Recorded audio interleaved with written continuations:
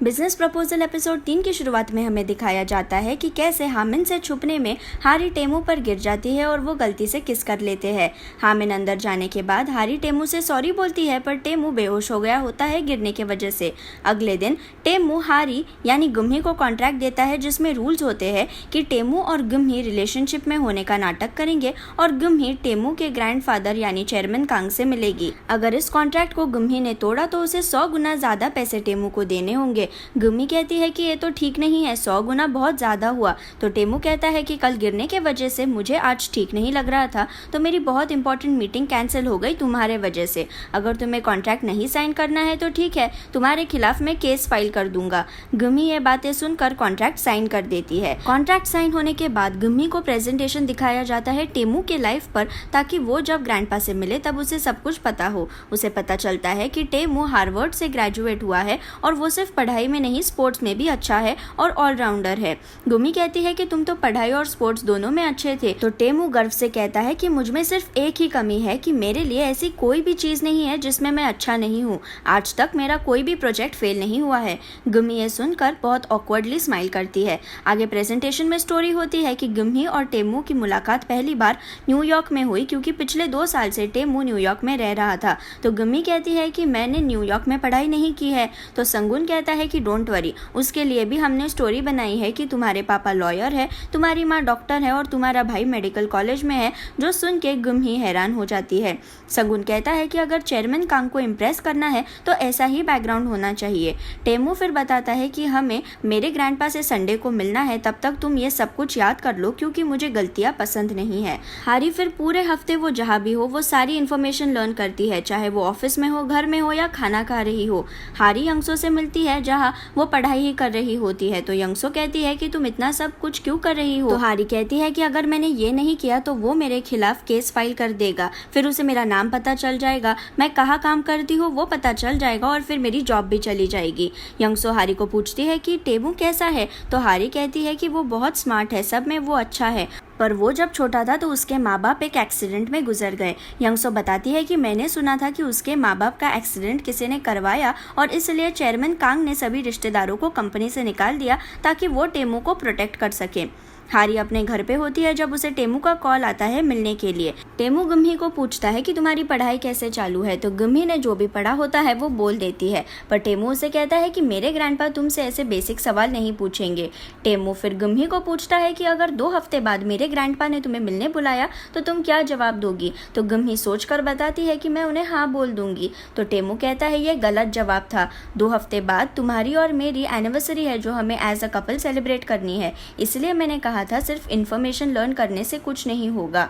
गुम्ही फिर कहती है कि चलो मैं तुम्हें सवाल पूछती हूँ कि हम जब पहली बार मिले तो मैंने क्या पहना था। तो टेमू कहता है कि मुझे नहीं पता। गुम्ही फिर स्टोरी बनाती है कि हम पहले दिन न्यूयॉर्क में मिले जहाँ रात को बारिश हो रही थी, हम दोनों ने एक दूसरे को देखा और वही हम दोनों को प्यार हो गया। टेमू कहता है कि नहीं, मुझे बारिश की स्टोरी पसंद नहीं है क्योंकि मुझे बारिश ही पसंद नहीं है। टेमू फिर गुम्ही को कार से ड्रॉप करने वाला होता है जब गुम्ही कार में सो जाती है। गुम्ही के सिर को टेमू पकड़ता है, पर जब हारी उठने वाली होती है तो वो हारी के सिर को विंडो पे पटक देता है डर के वजह से। गुम्ही का घर आता है और वो कार से निकलती है। उसका मेकअप का धब्बा जो विंडो पे लगा होता है उसे देखकर टेमू स्माइल करता है। यहाँ यंगसो के पापा उसे बोलते हैं कि मैंने तुम्हारे लिए और रिश्ते ढूंढे हैं, जल्दी से शादी कर लो। यंगसो कहती है कि मैं अरेंज्ड मैरिज नहीं करूंगी, आपकी और मम्मी की भी अरेंज्ड मैरिज ही हुई थी और अब आपका डिवोर्स भी हो गया, मेरी लाइफ को आप कंट्रोल मत कीजिए। फिर यंगसो एक सूटकेस पैक करके घर से बाहर निकलती है कहकर कि अब मैं अकेले रहूंगी। तो उसके पापा कहते हैं ठीक है जाओ तुम अकेले रहने के लिए, पर मेरा क्रेडिट कार्ड दे दो। यंगसो का मन नहीं होता है, पर वो चिढ़कर उसके पापा को क्रेडिट कार्ड दे देती है और वो अपना घर छोड़कर जाती है। यहाँ टेमू अपने कंपनी के लोगों की मीटिंग लेता है जहाँ वीजू को वो पूछता है कि हमारे इटालियन खाने की लाइन का क्या हुआ। तो वीजू बताती है कि जिस शेफ के साथ हम काम कर रहे थे वो एक बड़ी कंट्रोवर्सी में फंस गया है।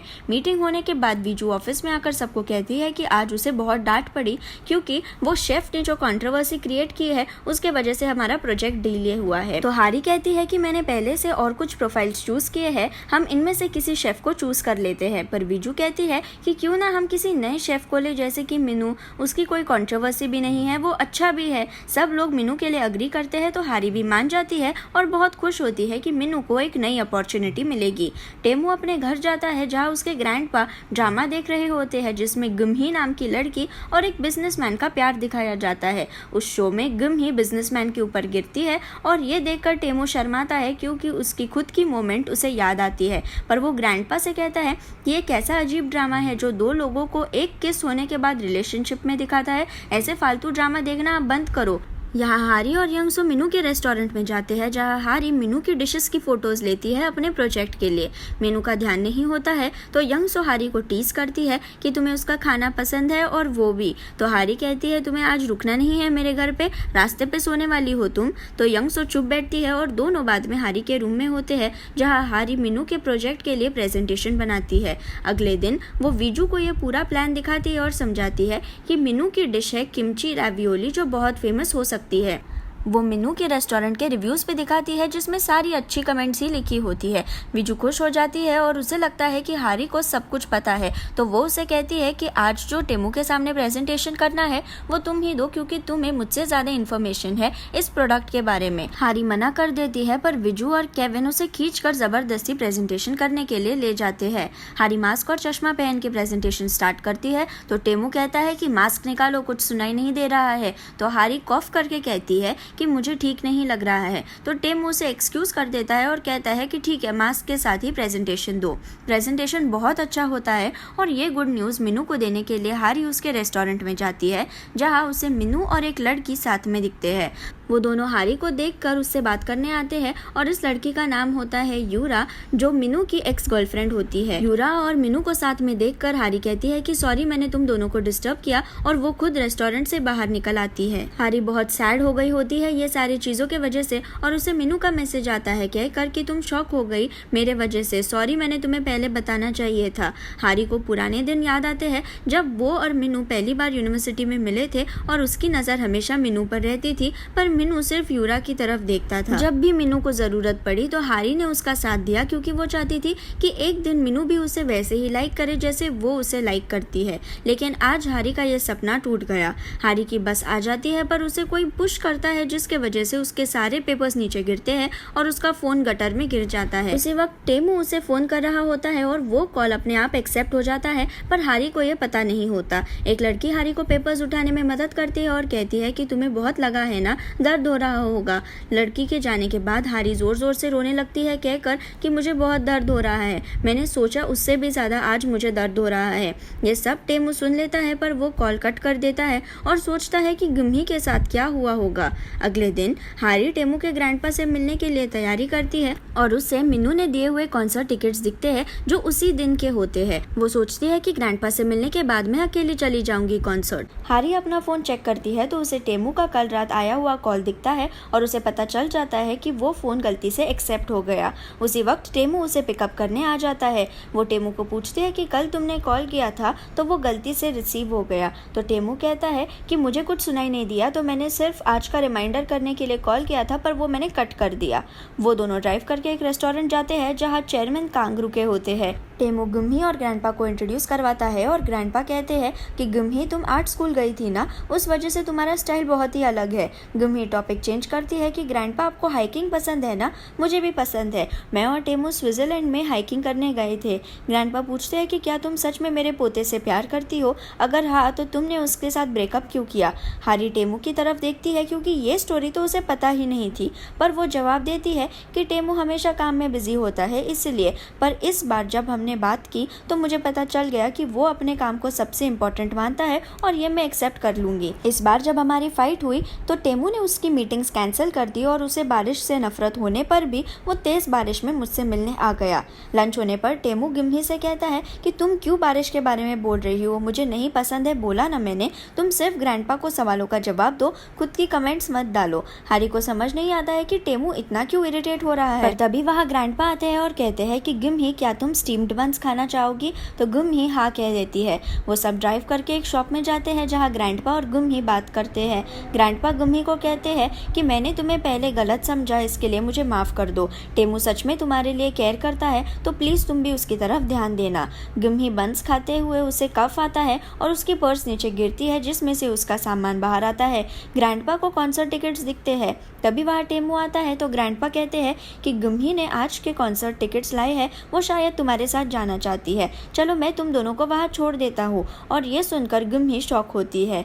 यहाँ यंगसो ने खुद के लिए अपार्टमेंट रेंट पे ले लिया होता है। वो शिफ्टिंग होने के बाद खाना खाने के लिए बैठ रही होती है, पर तभी उसे एक कॉकरोच दिखता है और वो जोर जोर से चिल्लाने लगती है। वो अपने मेन डोर से बाहर निकलती है और भागते हुए किसी आदमी को पकड़ कर कहती है कि बचा लो मुझे। ये और कोई नहीं संगुन होता है जो उसी बिल्डिंग के फ्लोर पे रहता है। यंगसो उसे देखकर खुश होती है और कहती है कि प्लीज उस कॉकरोच को मारने में मुझे मदद करो। संगुन को खुद को कॉकरोच से बहुत डर लगता है पर वो स्प्रे मारकर उसे मार देता है।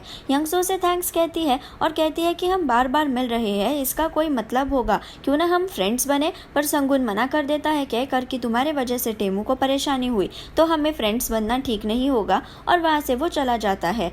यहाँ ग्रैंडपा गुम ही और टेमू को कॉन्सर्ट की जगह पे ड्रॉप करते हैं और उन पे नजर रखते हैं कि वो दोनों अंदर जाते हैं या नहीं, तो इसलिए उन दोनों को जबरदस्ती अंदर जाना पड़ता है। कॉन्सर्ट शुरू होता है और सिंगर्स बहुत अच्छे अच्छे गाने गाते हैं। एक सेशन होता है कॉन्सर्ट में जहाँ ऑडियंस में से किसी की स्टोरी सिंगर पढ़ेगा, तो सिंगर एक नोट पढ़ता है जिसमें लिखा होता है कि मैं आपका बहुत बड़ा फैन हूँ, पर ये टिकट्स मैंने मेरे फ्रेंड के लिए लिए जो 7 साल से मेरी दोस्त है। हारी को ये 2 लाइन सुन के ही पता चल जाता है कि ये स्टोरी उसके बारे में है। स्टोरी में लिखा होता है कि मेरी फ्रेंड ने मेरा हमेशा साथ दिया, जब मैं आर्मी में गया तब भी उसने मेरा साथ दिया, जब मेरी गर्लफ्रेंड के साथ मेरा ब्रेकअप हो गया तब भी उसने मेरा साथ दिया, लेकिन उसे खुद को 7 साल से कोई बॉयफ्रेंड नहीं है, इसलिए मैंने मेरे फ्रेंड के लिए ये कॉन्सर्ट के टिकट्स बाय किए ताकि वो किसी आदमी के साथ इसे अटेंड करे। प्लीज आप मेरी फ्रेंड को गाना डेडिकेट कीजिए। और सिंगर सीट नंबर बोलता है जो गुम ही और टेमू की होती है। फिर से गाने शुरू होते हैं और गुम ही रोती है मीनू के बारे में सोचकर, तो टेमू उसे हैंडकरचिफ देता है। कॉन्सर्ट खत्म होने के बाद गुम ही दुखी होती है और अपने ख्यालों में कहीं चल रही होती है, पर टेमू उसका हाथ पकड़कर उसे रोकता है। टेमू उसे बोलता है कि तुम हमेशा इतना क्यों रोती हो, कल भी आज भी। गुम ही शॉक होकर कहती है कि कल की बातें तुमने सुनी, थैंक यू कि तुमने मुझे बताया नहीं, और थैंक यू कि आज तुम मेरे साथ कॉन्सर्ट के लिए आए। टेमू कहता है कि तुम्हारे फ्रेंड के लिए तुम रोई, ये पता है मुझे। तो गुम ही कहती है कि 7 साल के बाद मुझे रिजेक्शन मिला, पर ठीक है, इसे मैं एक्सेप्ट कर लूँगी। तुम यही सोच रहे हो ना कि 7 साल मैंने वेस्ट कर दिए। तो टेमू कहता है कि कुछ वेस्ट है या नहीं ये टाइम डिसाइड नहीं कर सकता। तो गुम ही हंसती है कहकर कि टेमू हमेशा बिजनेस के बारे में ही सोचता है। गुम ही के पेट से भूख की आवाज़ आती है तो वो दोनों एक स्टॉल पे तोकबोकी खाने जाते हैं। गुम ही को कॉल आता है जो वो रिसीव करने के लिए साइड में आती है और तभी एक बॉल गुम ही की आंख पे लगती है। टेमू गुम ही को आइस पैक देता है और गुम ही कहती है कि मैं तुम्हें कुछ एडवाइस दूं, तुम मेरे साथ टाइम मत वेस्ट करो, इससे अच्छा तुम असली रिलेशनशिप में जाओ और शादी कर लो। गुम ही की टैक्सी भी आ जाती है तो वो कॉन्सर्ट का गिफ्ट टेमू को देकर घर जाती है। टेमू भी अपने घर जाके गिफ्ट खोलता है जिसमें 2 डॉल्स होती है और उस पे लिखा होता है कि मुझसे बात करो जब तुम्हें ठीक ना लगे। तो टेमू उससे बात करता है पर वो खुद को रोकता है कहकर कि मैं ये क्या कर रहा हूँ। अगली सुबह हारी की आँख की इंजरी और बढ़ गई होती है पर वो ऑफिस जाती है। वो लिफ्ट में जाती है और लिफ्ट का दरवाजा बंद होने पर वो अपनी आँख पे बैंडेज लगाने वाली होती है, पर अचानक लिफ्ट का दरवाजा खुल जाता है और वो किसी को देखकर शॉक होती है और उसके हाथ से उसका बैंडेज नीचे गिर जाता है। उसके सामने टेमू खड़ा होता है जो उसका चेहरा देख लेता है। यहाँ एपिसोड 3 खत्म हो जाता है। अगर आपको मेरा वीडियो पसंद आया तो उसे लाइक ज़रूर कीजिए और मेरे चैनल को सब्सक्राइब करना ना भूलिए। Thank you.